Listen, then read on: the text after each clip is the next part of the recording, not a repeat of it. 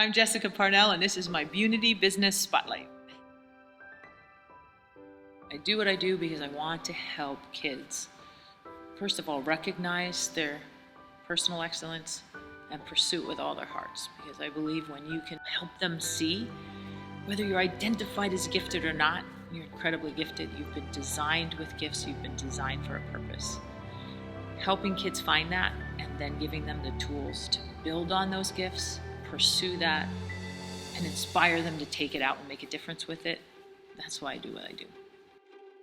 Because as my dad said, every person is great.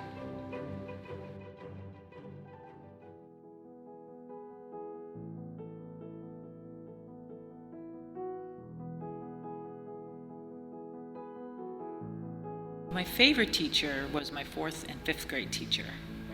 Her name was Miss McCullough, and she had a challenge in that she had 4th and 5th grade combined. And she handled it very well, though, because she didn't put us in, you're in 4th grade science and you're in 5th grade science. She just kind of determined what our grouping should be and put us with the kids we should be with, which was very cool, because if you were really strong in a subject, you were with the kids who were really strong in that subject, or if you were struggling, you were with another group, but you didn't really know it at that time. You just knew that she was mixing up the class. And then every day after lunch, she would pile us all on a couch and read us a story. And it was a long chapter book of some kind at any given time, and she would continue to read the chapters. And I think that was one of my favorite things about her, just gathering on the couch, listening to her read. I think she looked for our strengths and really tried to tailor what she was doing to what she knew we'd be strong. But she also held us accountable, so we didn't get away with anything. If we were doing something we shouldn't be, she disciplined us, almost like a parent would. Probably the most influential teacher for me was Mr. Tobias. And he was my teacher from about 8th grade and was part of my life until I graduated. And he was in and out with different classes, but Mr. Tobias was one who was more than a teacher. He was a mentor, and he really came alongside of his students to get to know them. He became to me someone so inspirational that whatever he was interested in, I wanted to learn about. And he was a musician, so I ended up taking piano, and then I took drum lessons, and then I learned voice lessons, and just trying to continue to explore those things. But I remember Mr. Tobias saying to me, and he used to help me with my English. I hated English. And he was helping me one day, and he said, "I don't understand why you hate this. You're really good at it." And just like that, my attitude changed. And I ended up going to college for psychology and switched to criminology, and then ended up in education studying English education. And I often think that goes back to Mr. Tobias and just the time he took with me, looking for what I was good at, sharing his interests with me, getting me interested in something, and then continuing to feed that interest. I was interested in detective novels, and he gave me all his Sherlock Holmes books, or I was interested in all these things that he could see I was interested in. He was feeding that at any given time. The way he personalized his approach to every one of his students and really helped us seek out and explore interests and feed interests was just a huge part of, I think, who I became. When I was growing up, we moved 13 times that I can count before I graduated high school. But my parents were very much into education. So when we would move, they would either look for a school that fit or start their own school. The education system that my parents were very much involved in and interested in was a mastery-based education system. So they would look for a school that had that same mastery-based approach. And so sometimes they had to go backwards and fill those gaps. But the system was designed to do that. So we would come into a new town, new city, wherever it was, and they could be retested, and they started where they were. And that was a benefit, especially for those who were struggling, because you could go back, fill those gaps, and then continue to move on. And it didn't create that huge gaps in learning that oftentimes happens when people move around a lot. So it was actually very beneficial for us that my parents were so into education, and also that they believe very strongly in that particular system of education. So we just looked for that system for a student moving around, moving from public school to public school or private school to private school that has a different set of education, it's a very different picture, because it's very easy to end up with a lot of academic gaps and struggles and knowledge gaps even, not just skill. My parents are significant role models for me as well. My mom was this entrepreneurial, you can do anything attitude, and she would look for opportunities to push us and to challenge us, from going after government contracts that we were in charge of to just even starting our own little businesses as kids. That was very much a combination of my mom and dad, but my mom was the one that kind of pushed it to make it happen. My dad was a visionary, and his vision was inspiring in that he always seemed to be able to see what was next, what's on the horizon, how do we make sure that we're prepared for that. But he was also a people person, and so my dad passed away about 2 years ago, and when people came for his memorial service, it was just individual after individual after individual talking about how he was such an impact on their life. He mentored them, he pulled them out of sometimes difficult situations, or he just was an incredible friend and inspiration to them. And so that's who he was, and he was like that to all of us. When we were growing up, my dad every day would look at us and say, "You know what? You're great." Every single day. He would discipline us, we'd get into trouble, but every day we heard those words. And a big part of my dad was someone who, they always say father-daughter relationship is so impactful. It was definitely true in our home. He was an encourager, disciplinarian, but an encourager, and he made sure that we always knew he was there. If we needed him, he was there.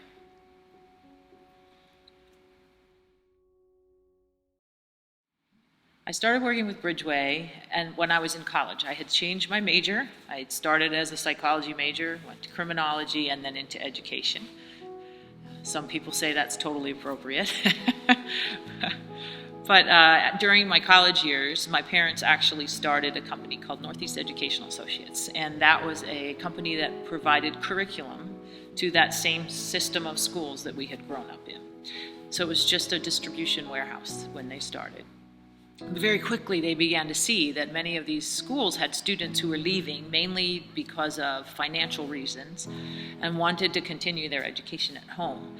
And they would support those schools in helping to support those students as they studied at home. My dad, being visionary, said we should start a homeschool academy, so they have validation for what they're doing. When they graduate, they don't have to go through a school. They can come through Bridgeway Academy. And so we started the academy while I was in college.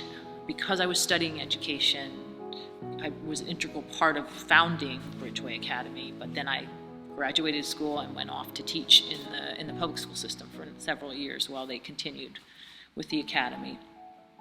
When I got married, my husband was traveling 2 hours one way, each way to work, and we soon decided that wasn't going to work. So I resigned from teaching and we moved back to Allentown, Pennsylvania, where his job was based, and I came back to working for Bridgeway Academy under my parents, and we were taking what at that point had about 35 to 40 students and working to grow that academy and continue to offer services to students all over Pennsylvania. And it was about mid-90s, maybe late 90s, that we expanded to start to offer that same service to other states, and Bridgeway eventually became an international homeschool academy. Oftentimes people ask me what in my life led me to the passion that I have now for how to deliver education. And I look back to the years that I was teaching, because I was teaching in a school district where there were only 3 of us who were young teachers. All of the other teachers were within 3 years of retirement.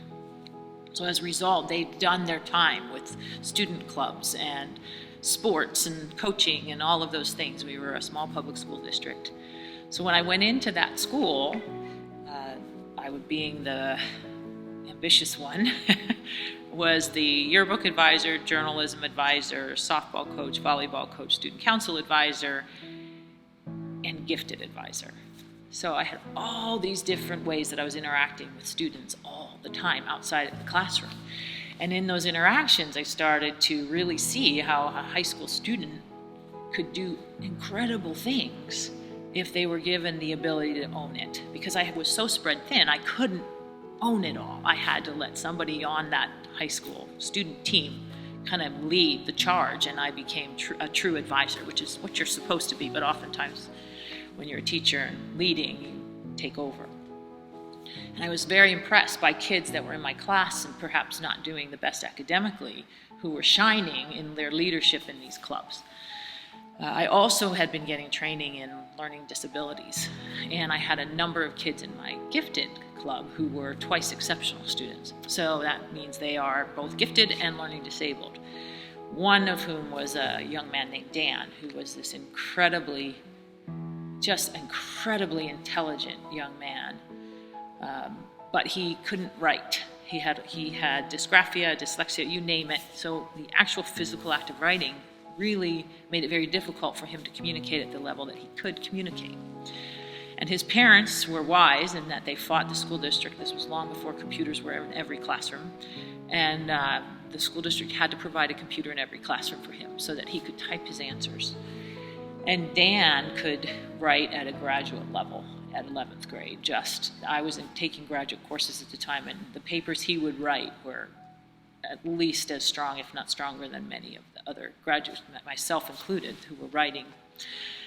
He was also just struggling socially because of his twice exceptional issues.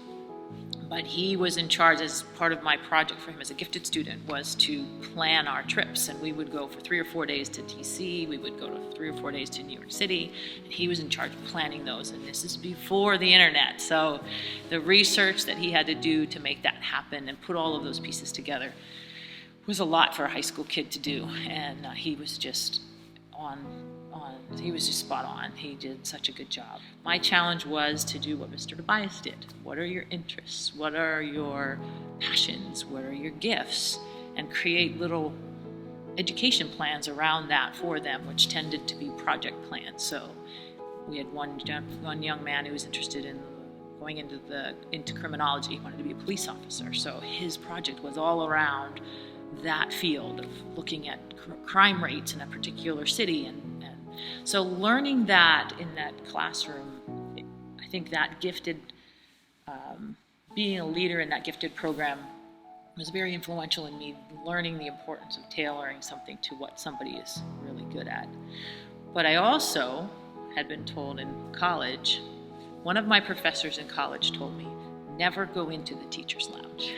He said, if you go into the teacher's lounge, you're going to hear all of the negative things about the students you teach. So he said, don't go in there. And so I listened, and I don't think I stepped foot in the teacher's lounge more than 2 or 3 times the entire time I taught. And so I had kids in my class that were making A's and B's, that were failing other classes. And I really believe it was the wisdom of that professor who said, don't risk having a preconceived notion about a student by going into that teacher's lounge. And so every student coming into my classroom didn't come in with any baggage. They came in as individuals, and getting to know them, and realizing that, yes, I was in charge of the gifted program, but every single one of those kids was gifted in different ways. They might not be identified, but finding those things that would inspire them kind of became my mission and my passion. And it's one of the things many of my students came back and thanked me for later, was just that desire to know them and not just teach them. So that all influenced me. So when I came to Bridgeway Academy, I'm coming from this background of working with gifted kids, twice exceptional kids, as well as our classes were integrated. So I had, as I said, kids that were failing in other classes able to succeed in mine. And not all of them. I do have a couple that I can even remember their names, where I would say I wish I would have done things differently. But I came with all that, and when I came into Bridgeway Academy, back into Bridgeway Academy after leaving the classroom, we had one curriculum that we provided. And yes, it was individualized to students academically. We would look for those performance gaps, we'd fill them, we'd push them forward, but it wasn't really creating that inspiration for them. And that's what I brought, I think, all that perspective from teaching, from Mr. Tobias, from Miss McCullough, from these teachers that had influenced me, from my parents and my dad's constant push for, what are you good at? And go after it, and you can do anything, and you're great. All of that wrapped together to say, how do we take education and deliver it that way to all students so they can all see, maybe you're not the best in a particular approach of academics, but you can do this, and what are you gifted in? How do you learn? And let's find that and help you learn. When I came to Bridgeway, basically I was the director now, and so they allowed me to make decisions that they hadn't made. For instance, adding other curriculum options was something that didn't happen until I came back into the company to say, how do we start to look for things that bring out the strengths of different types of kids? And they gave me that freedom. So when I came back, it became a passion then, because now I had free license to really begin to build a program that I thought would be the best for these kids. So we started looking for different publishers and looking at what meets different types of learning styles and learning needs. When I was growing up, the personality that I have is one where I'm pretty ambitious.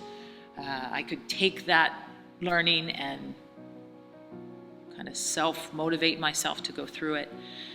But I also did not like detail. So just give me the courses that are going to allow me to know what I need to know and move on. And I had friends and siblings who needed the detail, really liked to dig deep into things. And so I had kind of recognized that by now from the students when I was tailoring different programs for them as a public school teacher. So some kids really want to grab all those statistics and record them all, and other kids want to take those statistics and make a decision from them. And so when I came into Bridgeway, that's what I was looking for. I was looking for curriculum that would also appeal to those personality styles. So we began to just explore and slowly add new publishers to what we offer and put programs together for students based on how they learn. Always starting with a performance assessment to know, are there academic gaps that have to be filled? Because what happens is when a kid develops an academic gap, it's just compounding.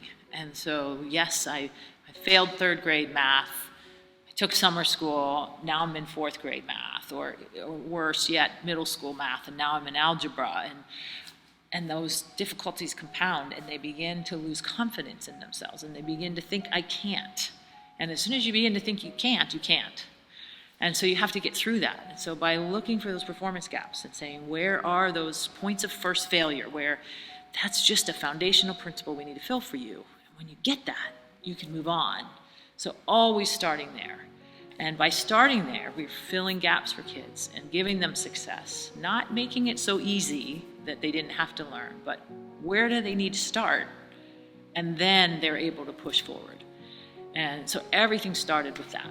And then as we started to expand to other curriculum, you were able to figure out how do different publishers allow for that approach. And it's difficult because many publishers are not designed for that approach. But that was part of my passion, was finding a way to use that same performance gap approach using other curricula and different methods of delivery. And so it took several years, and we're still adding and we're still pruning, and every year we look for something either new, or we look to prune or improve what we have and continue to tailor learning to what really inspires kids. A child doesn't come in at a defined grade level. They come in as a child, as a student, or as a teenager. And yes, they have a defined chronological grade level, but we don't approach them that way. We approach them with that initial assessment. And that initial assessment might say, yes, this kid is chronologically in 5th grade, but he is performing at a 7th grade level, or he's ready for algebra, or whatever those specific situations are. And so we build that program for that student, and we go beyond just, again, where they are academically, but how do they learn? And that starts with the learning style assessment. We test them for their their primary learning style as well as their personality style. And that helps us to identify the type of approach that they need to be inspiring, but also to help them learn. And when you can give something in a way that makes it accessible to students, you can immediately break that frustration level for them, for a struggling student, or you can inspire that advanced student even further to say, wow, there's more than just learning this. There's a reason behind it. There's a why. There's a connection to life. And so part of what makes Bridgeway unique is also that connection to life. So all of our courses come with a guide that is a one-to-one instruction guide. Many publishers out there are written, quite frankly, for classrooms. Teachers' guides are written for teachers of classrooms. And so we've created one-to-one instruction guides for every course that also build in those different suggestions based on learning style, based on personality style, or based on if they're struggling or advanced. Here's some things that you can do to help continue to inspire them or continue to give them that remediation they need. That makes Bridgeway unique. But what also makes us unique is our personal approach. So every student has a personal advisor. It's not a call center. You're not calling a team of teachers. You're calling your personal advisor who gets to know you, gets to know your parents, make sure that the education is going well, but also ensuring that that student is continuing to be challenged and inspired. Or in some cases, if it's not working, we're going to tailor it a little bit differently and shift gears for that student. What also makes Bridgeway unique is, again, that connection to life. So learning is not just about gaining knowledge. It's not just about gaining skills. It's about the why. There's a reason you're learning this. So when a student is handed a lesson in cause and effect, there's a reason you're learning this, because you use that all through life. A mechanic uses cause and effect. An attorney uses cause and effect. Any field in life, you're going to need that skill. So helping students to see that this is not just a writing assignment, this is a skill that you're going to use in life and connect it to life, makes it a little more relevant for them. And when something is relevant, gives them a reason behind the learning. And so those are different tools, different things that we've built in to try to inspire learning versus just become a chore that I have to complete and a grade I have to achieve before I can move on. One of the other things, and this is a challenge in today's world right now, is we're not seat time based. So our education system right now is you need to spend 180 hours every year to complete a grade, and you do your seat time. Bridgeway Academy is not like that. Our academy is based on competencies, based on students mastering those concepts, and they can move through as quickly or as slowly as they need to in order to complete the requirements necessary for any given course. And that means in some cases students graduate early, in other cases students take a little bit longer. But we definitely work with families to find that fit for their student and not allow hours to dictate the learning. Another thing that makes Bridgeway unique is that we have a variety of programs that really are designed to meet the needs of different learners. So whether a student needs a live class where they're meeting live with a teacher, whether they need an online education, or they need the flexibility of a textbook education where they can take it anywhere they go, we have programs designed to meet those needs. We also have specific products. So a family who perhaps doesn't necessarily want to or need to enroll in an academy, perhaps they have a local co-op that handles that support, can purchase Bridgeway's grade level kits, which are that learning style focus, one-to-one instructor guides and curriculum tailored to how a student learns, delivered into their hands, and then they can take it from there with the support team that they have locally.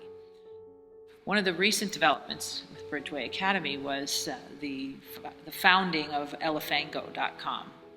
And one of the things that we were starting to see as we look at online education is that many online education providers provide a textbook online or a teacher in a classroom delivered online.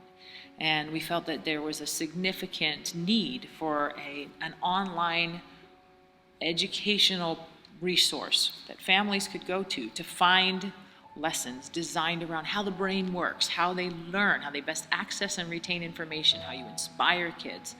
And that was the birth of the vision of Elifangocom, where with Elifango, every single lesson is tailored around the research behind how the brain accesses and retains information and how we inspire kids.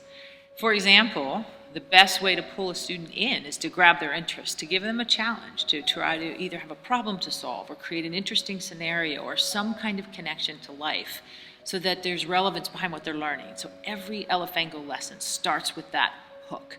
Sometimes it's humor, sometimes it's a problem to solve, sometimes it's a scenario that just relates it to their world. And starts with that hook. And then every lesson is also structured in the same consistent way. Get it, got it, go. Beginning of get it, we deliver the education, again, around how a student best accesses, how the brain best accesses information. Got it is an opportunity to see, be a little checkpoint. Do I understand this? Give a little more practice, and then go connects it to that higher learning.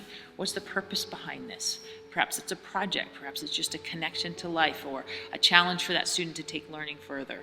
Every lesson, get it, got it, go, is designed around how the brain, again, works and how we inspire kids and how you can generate interest and help students understand that there's more behind learning than just passing a test. And that's the goal of Elifango.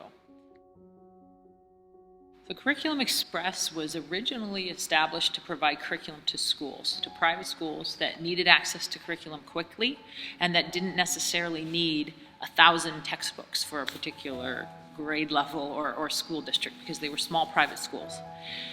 And quickly, Curriculum Express began to offer that same curriculum to home educators in international schools that needed access to US-based education. Curriculum Express now is a fantastic resource for homeschooling families seeking curriculum for their home education, for international schools, for private schools, for charter schools to access unique curriculum. So it's not just the mainstream textbooks, but it's that unique curriculum that's designed to really meet a unique need for many of those schools. But it also gives homeschoolers access to that curriculum at discounted rates. So today's world is changing really, really rapidly. Our kids are worlds ahead of us in technology already, and yet our education system is vastly the same as it was in the Industrial Revolution. It's that same one-size-fits-all approach. We've leveraged technology in education, but mainly we've used technology to deliver education the same way. I would like to now see technology drive education, and we build the education around what technology can do with it versus taking education and letting technology deliver it. So as we look at this rapidly changing world, we see AI technologies, we see virtual reality, we see opportunities to really leverage technology in a way that meets kids where they are. Look around. Everywhere you look, a student has a smartphone, a tablet. The babies are in their shopping carts playing on electronic devices. Technology is a part of their world. It's where they are, it's what they enjoy. Let's make education something they enjoy. And we can do that by using technology, letting technology drive education versus taking education and reproducing it using technology. So one of my passions, and really kind of the reason we've built so much of our education around how the brain learns and how the brain works, started when I started to dip my toes into the brain, and that was in 2010 when my mom was diagnosed with a brain tumor. And within about a month of her diagnosis, she began to struggle to communicate because the tumor was on that specific region of the brain that affects communication. And my mom was a brilliant communicator. She was a writer, she was a speaker, she was an artist, she was a creative. So that inability to communicate was the only fear. When she heard of the diagnosis, she said, the only fear I have is that I'm going to lose the ability to communicate. So I knew how heartbreaking that was for her. And I wanted to figure out how could we help her communicate. The first time she was unable to form a word, it was because she was in significant pain and needed painkillers, and she couldn't tell us. So I wanted to find out, how do I help her communicate? And so I started to dig into the brain. What are the regions of the brain that affect communication? Is it speech? Is it processing? What is it? And it just opened up a world of,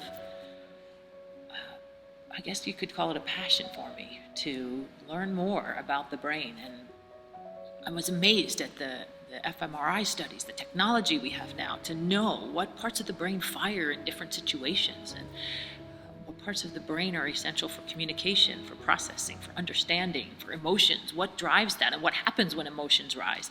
And that just started this incredible interest in how the brain works. And because of my background in education, everything I was learning related back to education. So even though when I started studying it formally, it was neuroscience, and it was a neuroscience with a focus on leadership, but everything came back to education. And so that natural connection, I think, was happening and began to drive a lot of the recent developments in Bridgeway Academy. It's the passion behind Elifangocom. It's the passion behind our grade level kits. It's the passion behind our next step, which is online education, built from the start to finish around how the brain learns and how it operates. And that all came out of that first desire to figure out, how can I help my mom communicate? So the best piece of business advice someone's ever given me wasn't given to me as business advice. It was actually given to me as marriage advice. And my mom said to me, in marriage, you cannot look at what the other person is doing wrong, because all you will see is what they're doing wrong. You'll just start to notice it. Always look at what you can do to help that individual, to meet that individual's needs. How can you improve a relationship? What can you do to strengthen something? And that, I think, applies to business very much, both with partners you're working with employees, with endeavors that you're taking. You can't focus on what people are. Yes, you have to recognize that there are mistakes made, but if you focus on what people are doing wrong, you disempower them to shine. And instead, get behind them and find out, how do I help them become the best that they can be? Find the place for them where they can be the best that they can be. And that helps inspire them to be part of what you're doing. So I take that, and I think it has impacted both, I think, my marriage and my approach to business. Another piece of advice, business advice, came from my dad. And my dad's business advice was, you don't ever have to prove yourself. He said, you want to approach every relationship, every vendor, every conversation with, what can I learn? And he said, if you go in there trying to prove yourself, trying to show them what you know, you miss opportunities to learn. And that's been a very powerful piece of advice for me, just in any conversation, both from evaluating a vendor or a publisher or a potential partner, to working with people who are looking for me to come and support them in conferences or speaking, or the ways that I can help their teachers. Going in there not with an attitude of, what can I deliver, but what can I learn from this? I think has helped me to grow throughout the years. What advice would I give my 20-year-old self?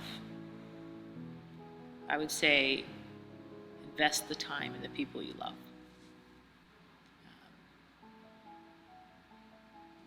Take that time, because it goes quickly, and when it's gone, you can't get it back.